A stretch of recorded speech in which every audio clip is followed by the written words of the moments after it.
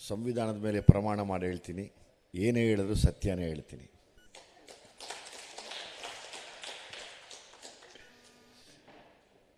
ಮಾತು ತಪ್ಪಿದ್ರೆ, ತಪ್ಪು ನುಡಿಗಳು ಬಂದರೆ ಕ್ಷಮಿಸೋಕ್ಕೆ ಅಂತ ಸುಮಾರು ಜನ ಮೇಸ್ಟ್ರುಗಳು ಇದ್ದೀರಾ, ಪ್ರೊಫೆಸರ್ಗಳಿದ್ದೀರಾ, PhD ಹೋಲ್ಡರ್ಸ್ ಇದ್ದೀರಾ.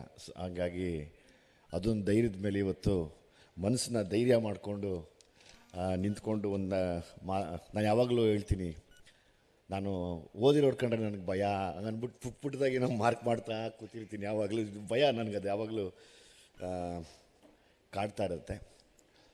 ಮಂಜುನಾಥ್ ಅದ್ದೆ ಸರ್, ನಿಮ್ಮ ಬಡವರ ರಾಜ್ಕುಮಾರ ಪುಸ್ತಕ ಬಿಡುಗಡೆಗೆ ನಾನು ಬಂದ ಮೇಲೆ ನೀವು ಒಂದು ಆಶೀರ್ವಾದ ಅಂತಲೇ ಹೇಳ್ಬೋದು. ಈ ಮಟ್ಟಕ್ಕೆ ನನಗೆ ನನ್ನ ಮೇಷ್ಟ್ರನ್ನ ಕೊಟ್ರಿ, ಮುರಳಿನ ಕೊಟ್ರಿ, ಎಲ್ಲ ದೊಡ್ಡ ದೊಡ್ಡ ವೀರ ಸೈನಿಕರನ್ನ ಕೊಟ್ರಿ. ಹಂಗಾಗಿ ನಾನು ನಿಮಗೆ ಮತ್ತು ಎಲ್ರಿಗೂ ಚಿರಋಣಿ ಆಗಿರೋಕ್ಕೆ ಇಷ್ಟಪಡ್ತೀನಿ ಜೀವನ ಪೂರ್ತಿನೂ. ನಾನು ಅವತ್ತು ಆ ಕಾರ್ಯಕ್ರಮಕ್ಕೆ ಬರದೇ ಹೋಗಿದ್ರೆ ಬಹುಶಃ ನನಗಿಷ್ಟು ಬೆಳವಣಿಗೆಗಳಾಗ್ತಿರಲಿಲ್ಲ. ಒಂದೊಂದೇ ಪುಟ್ಟದಾಗಿ ಮಾತಾಡೋಕ್ಕೆ ಇಷ್ಟಪಡ್ತೀನಿ. ಹಾಗಾಗಿ ಸ್ವಲ್ಪ ಸಮಯ ತೊಗೋತೀನಿ, ದಯವಿಟ್ಟು ನನ್ನ ಕ್ಷಮಿಸಿ. ನಾವು ಸಿನಿಮಾದವರು ಜಾತ್ಯತೀತವಾಗಿ, ಪಕ್ಷಾತೀತವಾಗಿ, ಧರ್ಮಾತೀತವಾಗಿ ಕೆಲಸ ಮಾಡ್ತಾ ಇರ್ತೀವಿ. ಬಹುಶಃ ಕೆಲವು ಪಕ್ಷದಲ್ಲಿ ಸಂವಿಧಾನಕ್ಕೆ ಇವತ್ತು ಬೆಲೆ ಕೊಡದೇ ಇರ್ಬೋದು, ನಾವು ಸಿನಿಮಾದವರು ಕೊಡ್ತಾ ಇದ್ದೀವಿ. ಯಾಕಂದರೆ ಎಲ್ಲ ಧರ್ಮದವರು ಸೇರಿ ಒಬ್ಬರು ಕತೆ ಬರೀತಾರೆ, ಒಬ್ಬರು ಹಾಡು ಬರೀತಾರೆ, ಒಬ್ಬರು ಫೈಟ್ ಹೇಳ್ಕೊಡ್ತಾರೆ, ಒಬ್ಬರು ಡ್ಯಾನ್ಸ್ ಮಾಡಿಸ್ತಾರೆ, ಇನ್ನೊಬ್ಬರು ಡೈರೆಕ್ಷನ್ ಮಾಡ್ತಾರೆ. ಸೊ ಹಂಗಾಗಿ ಅದರಲ್ಲಿ ಅಂದರೆ ನಮ್ಮ ಸಿನಿಮಾದವರು ನಾವು ತುಂಬ ಅದನ್ನು ಪಾಲಿಸ್ತೀವಿ ಅಂತ ಹೇಳೋಕ್ಕೆ ತಮ್ಮ ಮೂಲಕ ಇದನ್ನು ನಾನು ಬೇಡ್ಕೋತೀನಿ ಕೂಡ, ಆಮೇಲೆ ಪಾಲಿಸ್ತಾ ಇದ್ದೀವಿ ಕೂಡ. ಹೌದು, ಕೆಲವು ಪ್ರಶ್ನೆಗಳಿಗೆ ನಮ್ಮ ಹತ್ರ ಉತ್ತರ ಇಲ್ಲ. ಮೇಡಮ್ ಕೇಳ್ದಂಗೆ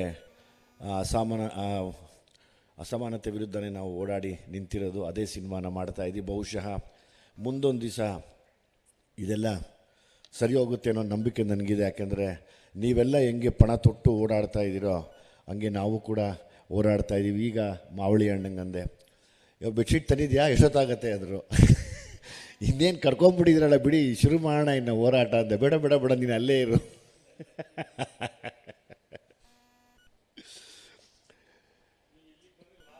ಲಾಸ್ ಆಗತ್ತೆ ಅಂತ. ಹೌದು, ನನಗೆ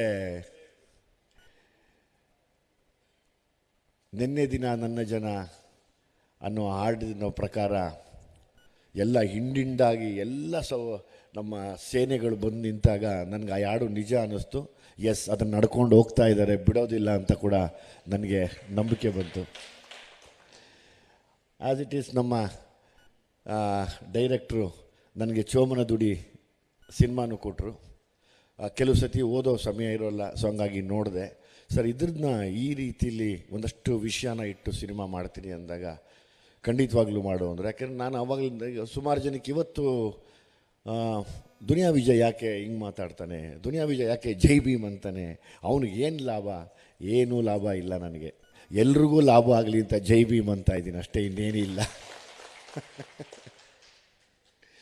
ಗೊತ್ತಿಲ್ಲ, ಆ ಪದ ಹೇಳಿದ್ರೆ ಕೆಲವ್ರಿಗೆ ಮುಜುಗರ. ಅದಕ್ಕೆ ನೀವೇ ನನಗೆ ಉತ್ತರ ಕೊಡಬೇಕು. ಯಾಕೆ ಮುಜುಗರ ಪಡ್ತಾ ಇದ್ದೀರಾ? ನಾನು ಈ ನಡುವೆ ಸುತ್ತಾಟದಲ್ಲಿ ನಾವು ಸಿನಿಮಾ ಅಂತ ಓಡಾಡುವಾಗ ನಮ್ಮ ಸ್ನೇಹಿತರಾದ ಮುಕುಂದರಾಜ್ ಅವ್ರನ್ನ ಕರ್ಕೊಂಡು ಫಸ್ಟ್ ಒಂದು ಸುತ್ತು ಓಡಾಡ್ತಾ ಇದ್ವಿ, ನೋಡ್ತಾ ಇದ್ವಿ. ನನಗೊಂದು ಅನ್ನಿಸ್ತು ಸರ್, ಎಲ್ಲ ಸರ್ಕಾರದ ಮೇಲೂ ಬೇಜಾರಾಯಿತು. ಎಲ್ಲ ಸರ್ಕಾರದಲ್ಲೂ ಹಿಂದುಳಿದವರು, ದಲಿತರು, ಶೋಷಿತರು ಅಥವಾ ಮೈನಾರಿಟೀಸ್ ಎಲ್ಲ ದುಡಿತಾ ಇದ್ದೀವಿ. ಎಲ್ಲ ದುಡಿದು ನಿಲ್ಲಿಸಿದ್ದೀವಿ ನಾಯಕರುಗಳನ್ನು. ಆ ಎಲ್ಲ ಪಕ್ಷದ ನಾಯಕರುಗಳು ಈ ಸಿನಿಮಾ ಇಷ್ಟು ದೊಡ್ಡ ವಿಷಯ ಆಗ್ತಾಯಿದೆ, ಅವ್ರ ಪರ್ಸ್ನಲ್ PAಗಳು ಹೇಳ್ತಾನೆ ಇರ್ತಾರೆ. ಆದರೆ ಅವ್ರು ಬಂದು ಅದನ್ನು ನೋಡೋಕ್ಕೆ ಮನಸ್ಸು ಮಾಡ್ತಾಯಿಲ್ಲ. ಅದೊಂದು ಸಿಕ್ಕಾಪಟ್ಟೆ ಬೇಜಾರಿದೆ ನನಗೆ. ಯಾರೋ ಕೆಲವರು ಬೆರಳೆಣಿಕೆಯಷ್ಟು ಜನ ಮಾತ್ರ ಬಂದರು. ಅಂದರೆ ಅವಾಗ ನಾನು ಅಲ್ಲಿ ಕೇಳ್ತಿರ್ತೀನಿ, ಈ ಎಲೆಕ್ಷನ್ನು ಅಂದರೆ ಸೆಲೆಕ್ಷನ್ ಮಾಡ್ಕೊಂಬಿಡ್ತಾರೆ ಫಸ್ಟೇ. ಯಾರು ಬೇಕು, ಯಾವ್ಯಾವ ಬೆರಳು ಬೇಕು ಅಂತ ಸೆಲೆಕ್ಷನ್ ಮಾಡಿಕೊಂಡು ನಮ್ಮನ್ನೆಲ್ಲ ಒಂದು ಕಪಿ ಮುಷ್ಟಿಯಲ್ಲಿ ಇಟ್ಕೊಂಡು ಆಳ್ತಾ ಬರ್ತಾರೆ ಅನ್ನೋದು ನಿಜವಾಗ್ಲೂ ಸತ್ಯ ಅನ್ನಿಸ್ತು ನನಗೆ. ನಿಜವಾಗ್ಲೂ ನನ್ನ ಮನಸ್ಸಿಗೆ ಖಂಡಿತವಾಗ್ಲೂ ಇರೋವಂಥ ಎಲ್ಲ ಪಕ್ಷದ ಮೇಲೆ ಸ್ವಲ್ಪ ಮನಸ್ಸಿಗೆ ನೋವಾಗಿದೆ. ಯಾಕೆಂದರೆ ನಾನು ಒಬ್ಬ ಓಟ್ ಹಾಕೋನು. ಅದ್ರದ್ದು ತುಂಬ ನಾನು ಸಿನಿಮಾ ನಾವು ಅಂದರೆ ನಾನೊಬ್ಬ ನಿರ್ದೇಶಕನಾಗಿ ಒಬ್ಬ ನಟನಾಗಿ ಸಮಾಜದಲ್ಲಿ ಏನೇನು ನಡೀತಿದೆ ಅಂತ ನೋಡಿ ಅದನ್ನು ಫಿಲ್ಟ್ರ್ ಮಾಡಿ ಕೆಲವು ಸತಿ ಫಿಲ್ಟ್ರ್ ಇಲ್ದಿರೇ ಹೇಳ್ತಾ ಬರ್ತೀನಿ. ಅದಕ್ಕೆ ಸಲಗ ಅನ್ನೋ ಒಂದು ಸಿನಿಮಾ ಮಾಡ್ತೀನಿ. ಆ ಸಿನಿಮಾ ಮಾಡಿದಾಗ ಚಿಕ್ಕ ಮಕ್ಕಳು ವ್ಯವಸ್ಥೆ, ಚಿಕ್ಕ ಮಕ್ಕಳನ್ನು ಆವಾಗಲಿಂದ ನಾವೇನು ಮಾತಾಡ್ತಾ ಇದ್ದೀವಿ, ಪುಟ್ಟ ಮಕ್ಕಳು ರೇಪ್ ಆಯಿತು, ಎಲ್ಲೋ ರೇಪಾದ ಹೆಣ್ಮಗುಗೆ ಒಂದು ವರ್ಡಿಕ್ಟ್ ಬರೆದಿದ್ದಾರೆ ಅಂದಾಗೆಲ್ಲ ಹೆಂಗೆ ನೋವಾಗತ್ತೋ ಹಂಗೆ ವ್ಯವಸ್ಥೆ ಒಬ್ಬ ಪುಟ್ಟ ಮಗುನ ಕೆಟ್ಟದಾಗಿ ಬಿಂಬಿಸಿ ತೋರಿಸಿದ್ರೆ ಮುಂದೆ ಅವನು ಎಷ್ಟು ದೊಡ್ಡ ರೌಡಿ ಆಗ್ಬೋದು, ಅವನಿಂದ ಎಷ್ಟೆಲ್ಲ ಅನಾಹುತ ಮತ್ತೆ ಆಗ್ಬೋದು ಅನ್ನೋ ವಿಷಯ ಹೇಳ್ತೀನಿ. ಭೀಮಾ ಅಂತ ಒಂದು ಸಿನಿಮಾ ನಾನು ಡೈರೆಕ್ಷನ್ ಮಾಡಿದಾಗ ಡ್ರಗ್ ಅನ್ನೋದು ತುಂಬ ಎಷ್ಟು ಚೆನ್ನಾಗಿ ಅಂಗಡೀಲಿ ಸಿಕ್ಕೋ ಪೆಪ್ಪರ್ಮೆಂಟ್ ಥರ ಓಡಾಡ್ತಾ ಇದೆಯಲ್ಲ, ಇದನ್ನು ನಾನು ಹೆಂಗೆ ಹೇಳಲಿ ಅಂದಾಗ ನನ್ನದೇ ಆದ ಒಂದು ಶೈಲಿಲಿ ಅದನ್ನು ಹೇಳೋಕ್ಕೆ ಇಷ್ಟಪಟ್ಟೆ. ಅದು ತುಂಬ ಚೆನ್ನಾಗಿ ಆಯಿತು. ಈ ಥರದ್ದು ಬೆಳವಣಿಗೆಗಳು ನಾವೆಲ್ಲೋ ಈ ಲ್ಯಾಂಡ್ ಲಾರ್ಡ್ ಅಂತ ಮಾಡಿದಾಗ ಜೆನ್ಸಿಗಳಿಗೆ ಇದನ್ನು ಮುಟ್ಸೋದಕ್ಕೆ ಆಗಲಿಲ್ವಾ ಅನ್ನೋದು ಒಂದು ನೋವು ನನಗಿದೆ. ಜಡೇಶ್ವರ ಹತ್ರ ಯಾವಾಗಲೂ ನಾನು ಕೇಳ್ಕೊತೀನಿ. ಯಾಕೆಂದರೆ ಅವ್ರಿಗೆ ಆದ ಒಂದು ಸಾಂಗು ಅಥವಾ ಅವ್ರಿಗೆ ಆದ ಒಂದು ಕೆಲವೆರಡು ಪದಗಳನ್ನ ಇಟ್ಟಿದ್ರೆ ಕರ್ಕೊಂಬರ್ಬಾರ್ದಾಗಿತ್ತ ಒಳಗಡೆ ಅನ್ನೋ ನೋವು ನನಗೆ ಇವತ್ತಿಗೂ ಕೂಡ ತುಂಬ ಇದೆ. ಯಾಕೆಂದರೆ ಎಲ್ಲನೂ ಮೀರಿ ನನಗೆ ದೊಡ್ಡ ದೊಡ್ಡ ಶಕ್ತಿಗಳು ಸಿಕ್ಕಿದ್ರೆ, ಇಷ್ಟು ದೊಡ್ಡ ದೊಡ್ಡ ಶಕ್ತಿಗಳಿದ್ದನ್ನು ನೋಡಿದ್ರೆ ಅದರ ಸಾರ್ಥಕತೆ ತುಂಬ ಇದೆ ನನ್ನ ಮನಸ್ಸಿನಲ್ಲಿ. ಮುಂದೆ ನಾವತ್ತು ಹೇಳ್ದಂಗೆ ಎಲ್ಲ ಸಮುದಾಯದ ಪರವಾಗಿ ಅಂದರೆ ಈಗ ಅಣ್ಣವ್ರಾಗ್ಬೋದು, ವಿಷ್ಣುವರ್ಧನ್ ಸರ್ ಆಗ್ಬೋದು, ಅಂಬರೀಷ್ ಅಣ್ಣವ್ರಾಗ್ಬೋದು, ಶಿವಣ್ಣ ಅವರಾಗ್ಬೋದು, ಅವರೆಲ್ಲ ಏನು ನಡ್ಕೊಂಬಂದಿರೋ ಹಾದಿ ಇದೆ, ನಾವೆಲ್ಲ ಅಷ್ಟು ದೊಡ್ಡ ಮಟ್ಟಕ್ಕೆ ಬೆಳೆಯೋಕ್ಕಾಗಲ್ಲ.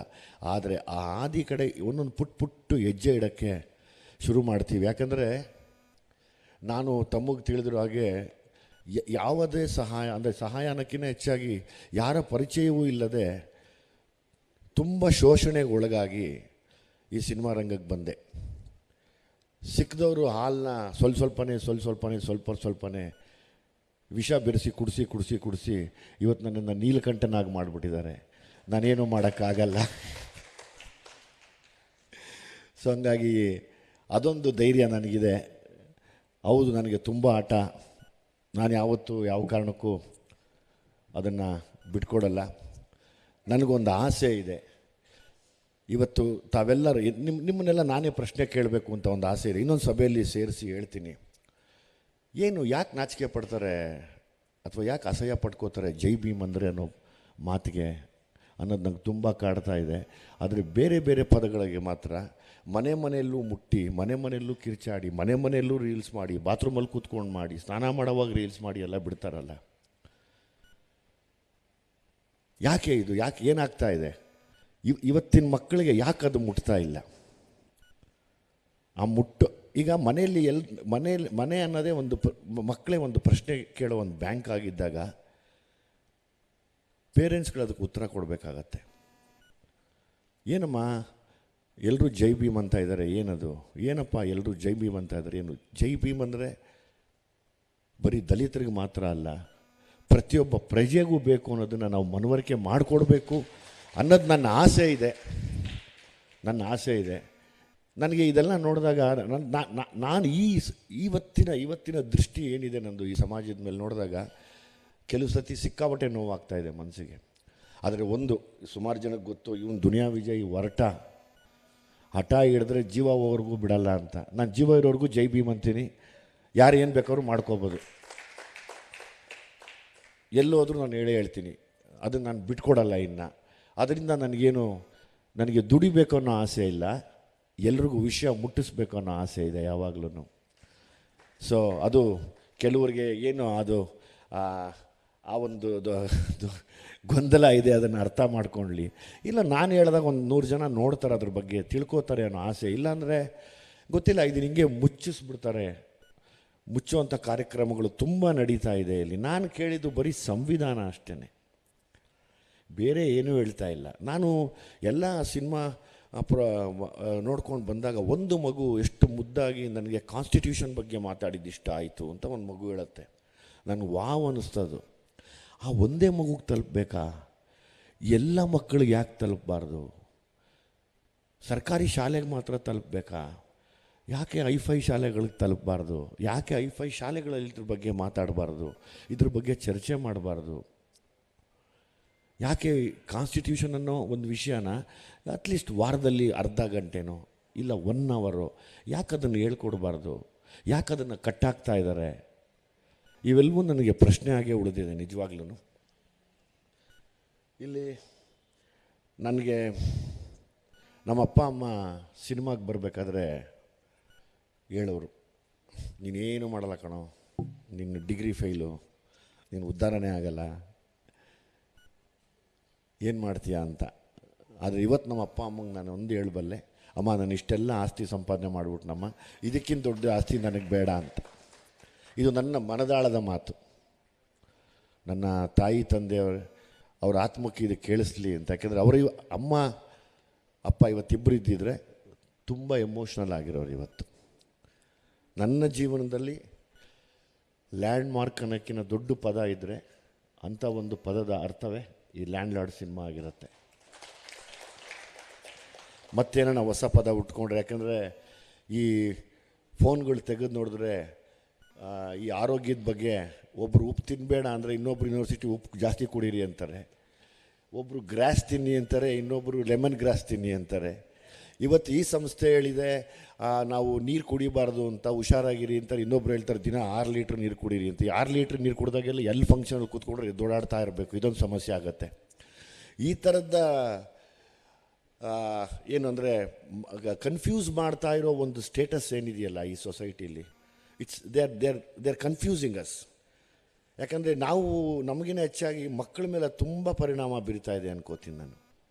ತುಂಬ ಕನ್ಫ್ಯೂಸಿಂಗ್ ಸ್ಟೇಟಸ್ನಲ್ಲಿ ಇಡ್ತಾ ಇದ್ದಾರೆ. ಅಂದರೆ ಇದೊಂದು ಪ್ಲ್ಯಾನ್ ಮತ್ತು ಇದೊಂದು ಗೇಮ್ ಅನ್ಕೋತೀನಿ ನಾನು.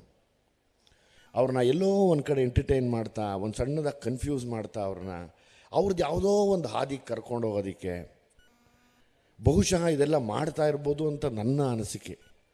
ನೀವೆಲ್ಲ ಹಿರಿಯರಿದ್ದೀರಾ, ಸೊ ಹಾಗಾಗಿ ತಾವು ಇದ್ರ ಬಗ್ಗೆ ನನಗೆ ವಿವರವಾಗಿ ಹೇಳ್ಬೋದು. ಆಮೇಲೆ ಮೇಡಮ್ ಹೇಳಿದ್ರು, ನನಗೆ ಗೊತ್ತಿಲ್ಲ, ಕ್ಷಮಿಸಿ, ತಾವು ಯಾರೊಬ್ಬರು ಇಟ್ ವಾಸ್ ವೆರಿ ಲವ್ಡ್ ಅಂತ ಇತ್ತು ಪದಗಳು, ಅಥವಾ ಹಾರ್ಶ್ ಆಗಿ ಏನೋ ಮಾತಾಡಿದ್ರು ಅಂತ ಯಾರೋ ಒಬ್ಬರು ಸರ್ ಏನೋ ಮಾತಾಡಿದ್ರು. ಐ ಥಿಂಕ್ ನನಗೆ ಕೆಲವು ವಿಷಯ ಏನಾಗುತ್ತೆ, ನಾನು ಭೀಮಾ ಅಂತ ಒಂದು ದಯಮಾಡಿ ಅಮೆಝಾನಲ್ಲಿದೆ ಸಿನಿಮಾನ ನೋಡಿ.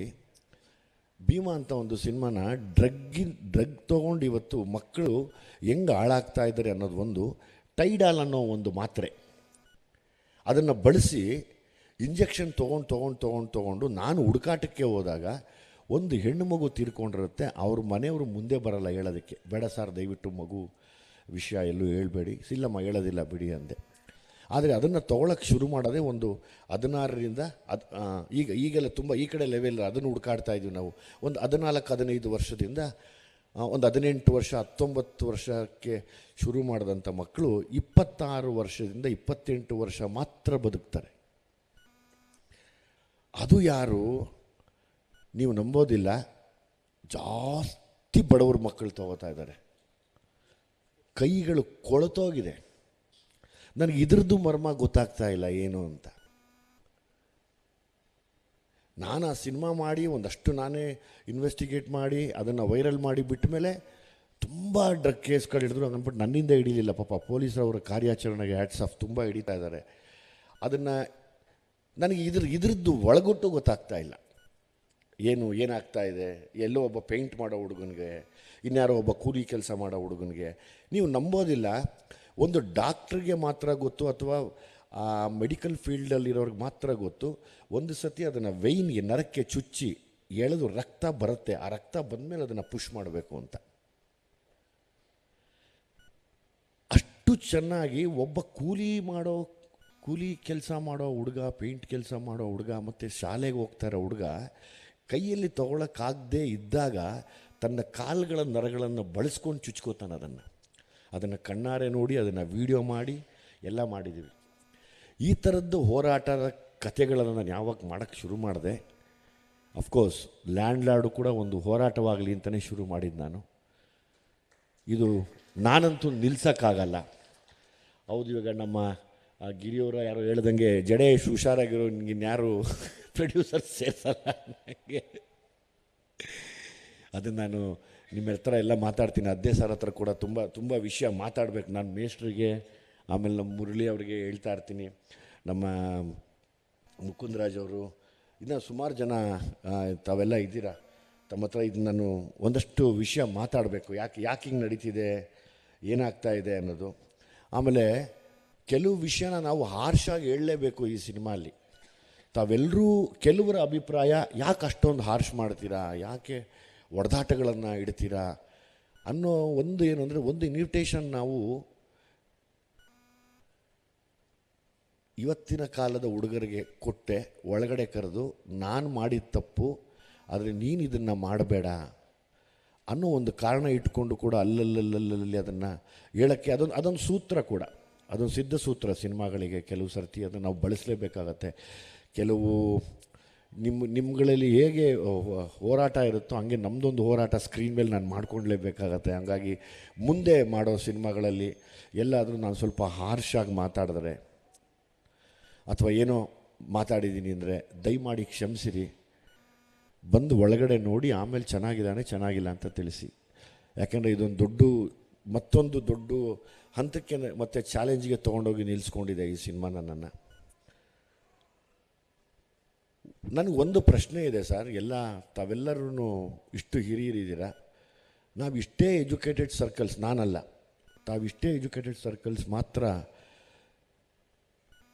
ಏನು ಉಳ್ಕೊಂಡು ಹೋರಾಡ್ತಾ ಇದ್ದೀರಾ, ಈ ಸತ್ಯಗಳು ಯಾಕೆ ಓದದೇ ಇರೋ ಮಕ್ಕಳಿಗೆ ಮತ್ತು ಈಗ ಬೆಳೀತಾ ಇರೋ ಮಕ್ಕಳಿಗೆ ಯಾಕೆ ಗೊತ್ತಾಗ್ತಾ ಇಲ್ಲ ಅನ್ನೋ ಪ್ರಶ್ನೆ ಇದೆ ನನಗೆ. ನಂತರ ಅದನ್ನು ತಿಳಿಸ್ಕೊಡಿ.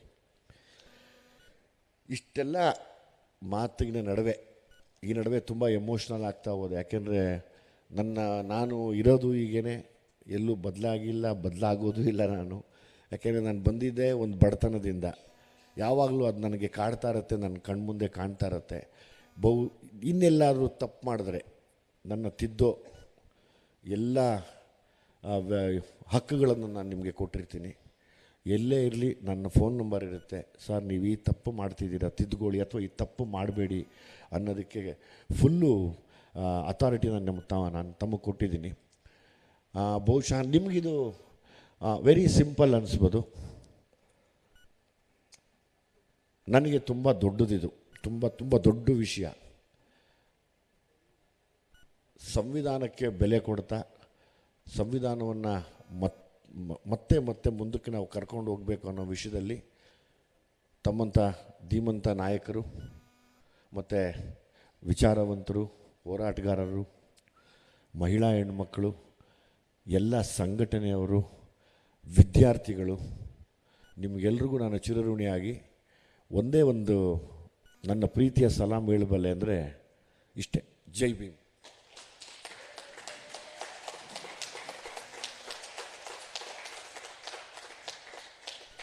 Thank you sir. Jai Bhim.